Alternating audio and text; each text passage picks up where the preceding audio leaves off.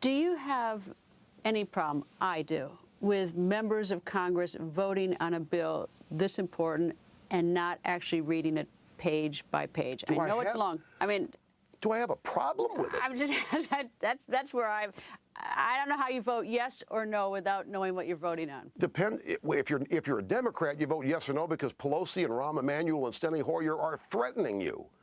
Henry Waxman in the Energy and Commerce Committee, where a large part of this bill was put together, was being asked some questions by Republicans on the panel.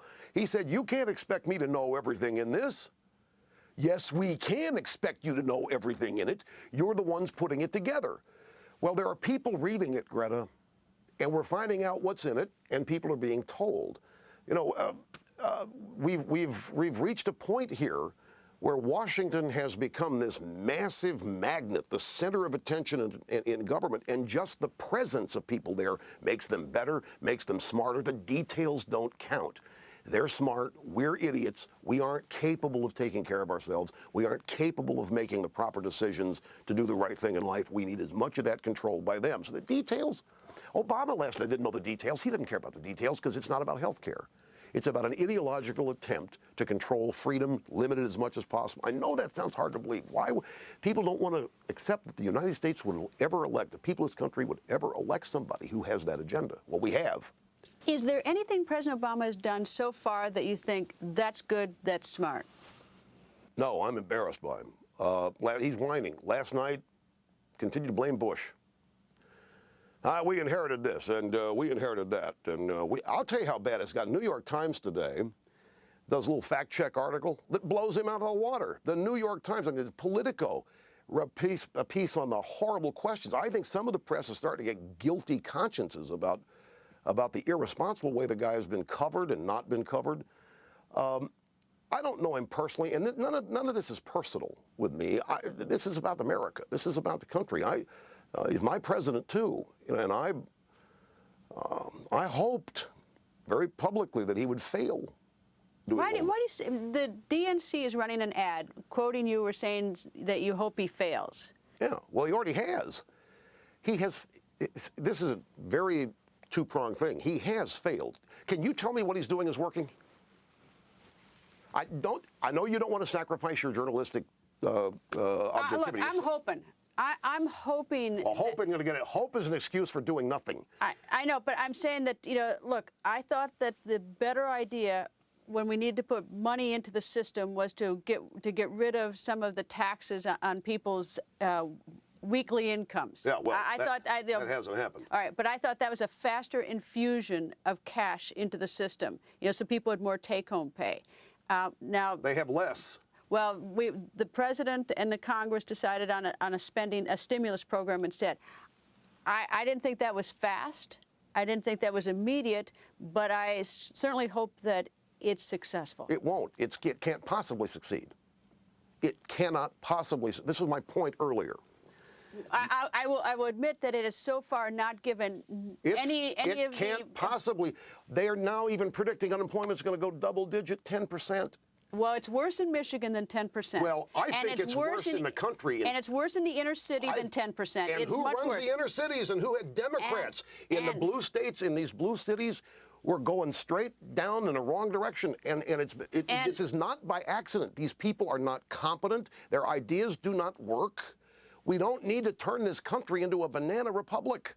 And I will concede that 10% number does not include the people who have given up. Exactly right. So that number grossly underestimates. Could be 15 or 20%.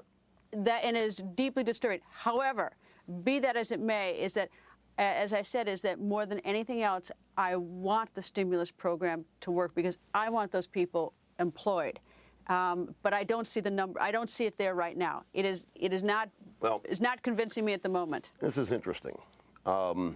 See, I know it won't work. I don't have time for hope.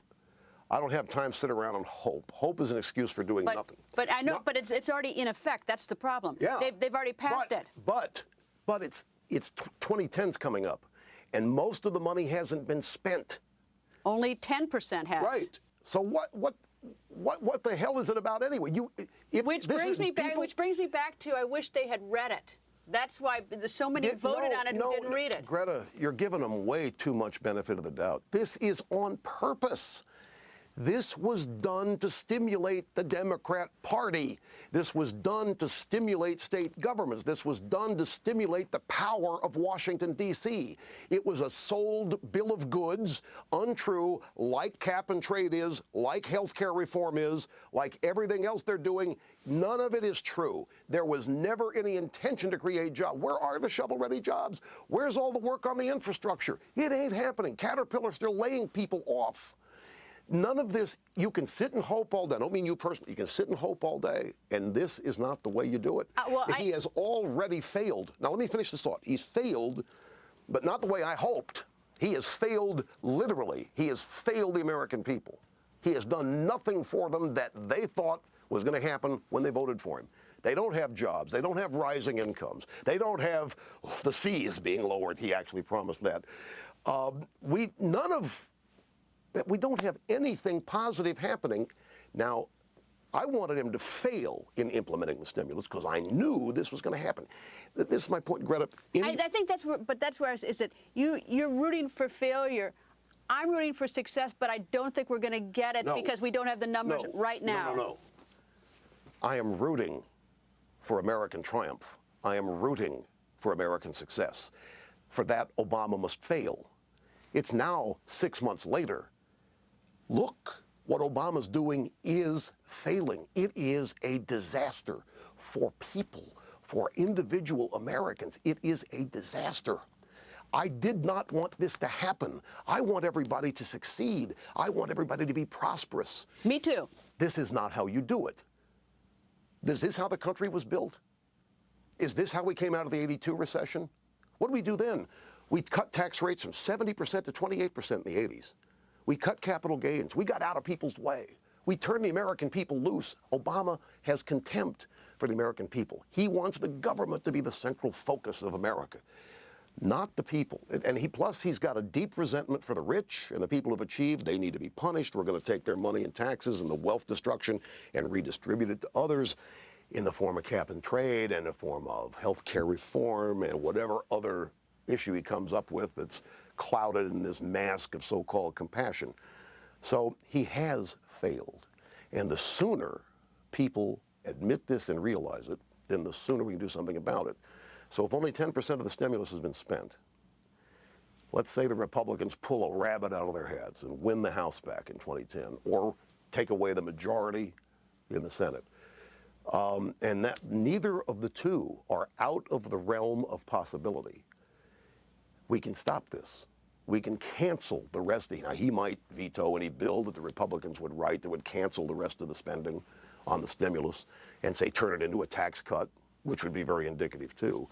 But look, elections have consequences. So we got what we voted for, or what the majority of the American people voted for. What does it mean, big picture politically, if the health care does not pass, if he can't even get enough Democrats, because there are enough Democrats there, if he got them all, to pass it? What does it mean to him, big picture politically? Well,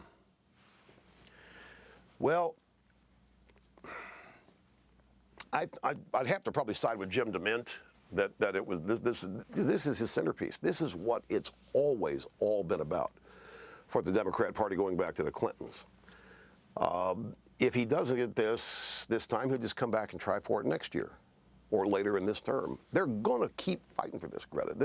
This is why I think it's wrong for people on our side to start getting giddy about the polls showing most people opposing this and so forth.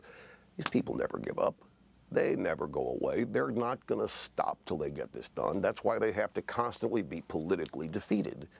And that's what the future elections are all about. So I don't think Obama's a quitter either. I do think Obama has a problem with criticism. I think he's led a charmed life. I think he thinks he's above criticism, being laughed at and so forth, and being rejected. And if this happens, it's just going to fire him up even more. And Rahm Emanuel's going to be sending more dead fish to more Democrats to warn them not to vote this way the next time. So it's a constant battle with these people who want to take over the country for themselves. It's never going to end. Up next, Rush says there is a battle raging inside the Republican Party. Could a third party be coming? And who does Rush think is the leading Republican candidate now? Rush on that, Governor Sarah Palin's future, and much more.